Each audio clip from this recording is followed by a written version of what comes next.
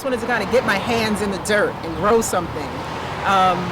So that's what I enjoy most about working with SAS is every weekend we're out here and we're actually like in the dirt and in the soil and growing things and learning different ways of harvesting and pests and how to, counter disease, and actually just the experience of it all it's empowering.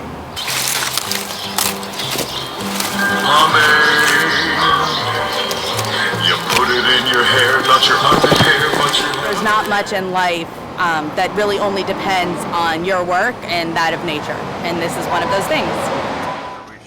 So what she did is perfect. Yeah, a bow would be nice because then someone can just do that. They don't have to use scissors around the leaves. Let's just make it easy for them. All right.